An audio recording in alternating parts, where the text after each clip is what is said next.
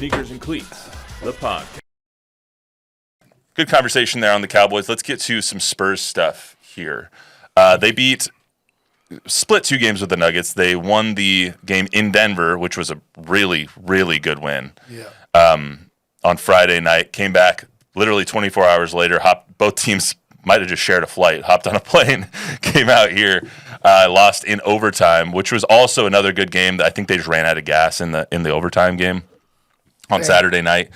But the win, also happy birthday to Victor, Saturday night. Turned 21 years old. Maybe we saw him down on the Riverwalk. Who knows? Did we ever decide who was buying his beer? I don't know. Before he turned 21? Oh, I don't know. Gotta be my money's on Sohan, Zach. right? My money's on Collins. My money's on Jeremy. My money's on he doesn't drink. We're having a fun conversation. I have to ruin it. Okay. We'll just spitballing. That guy goes to bed at 9:30 after he reads his Harry Potter books.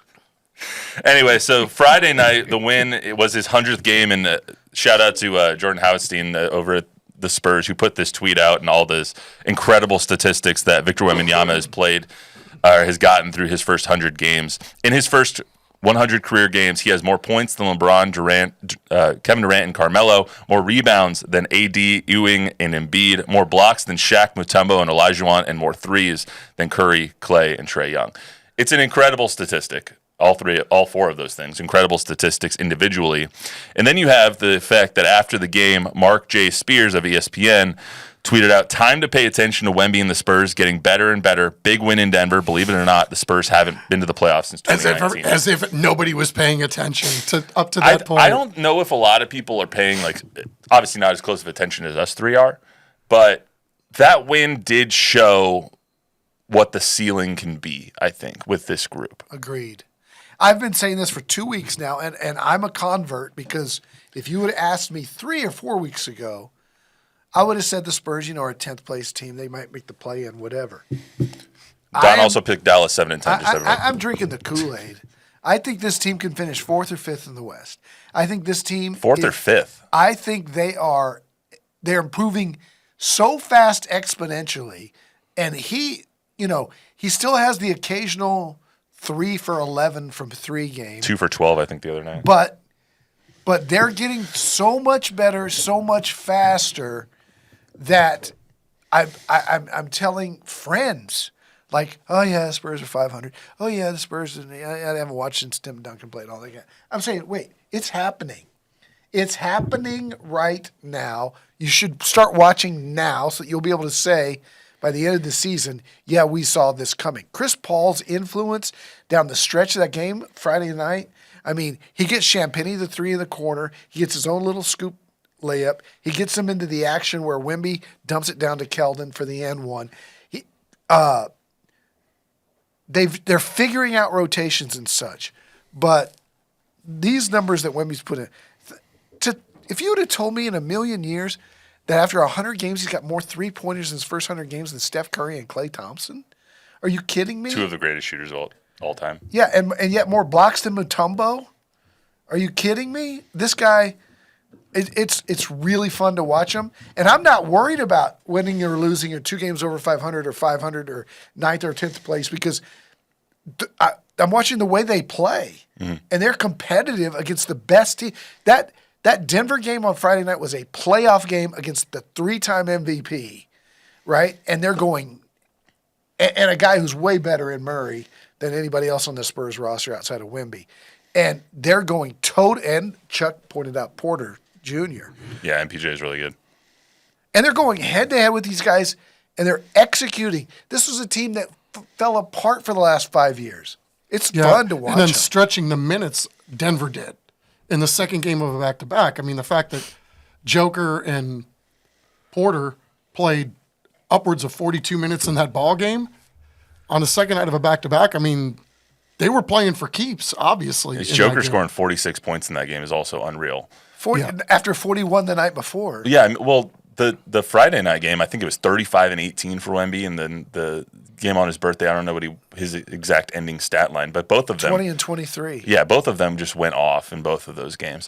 I was really impressed, not just with Victor, but with the other guys. And I've been one of Devin Vassell's biggest critics, and I would be personally still be okay with them trading Devin Vassell. But that being said, I loved his game on Friday night.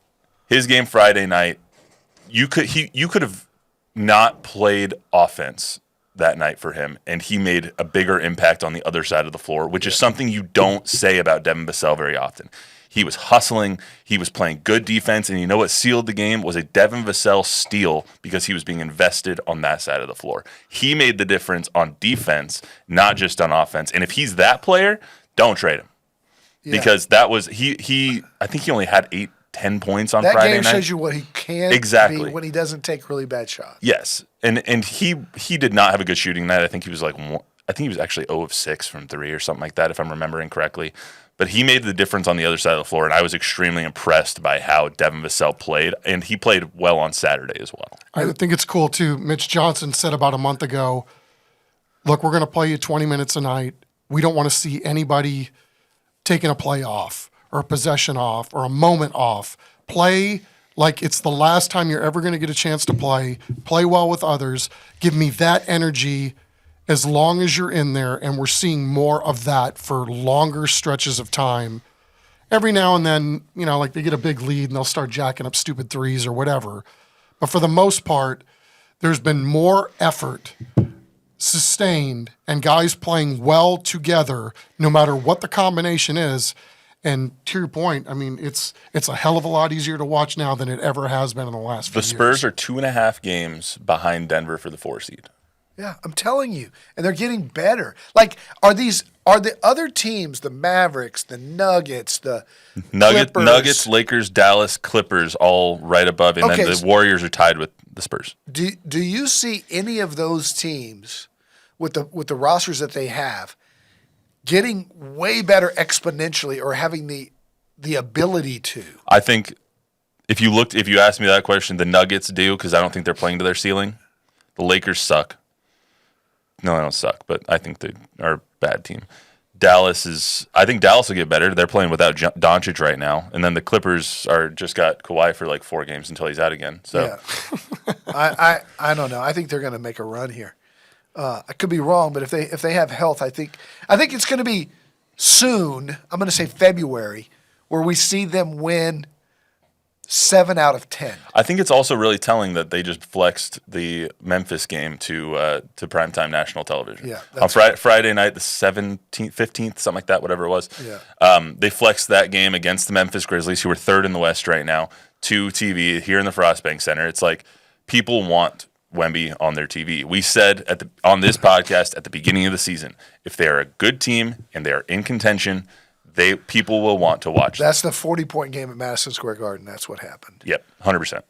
I would also venture to guess that I will be more bought in on this team if they go 3-1 on this upcoming road trip. It's going to be hard. It's going to be really hard. They play Milwaukee, Chicago, and Lakers twice. But you know what else? You go 3-1 on that road trip, I'm in. Yeah. I'm in, dude. I'm in.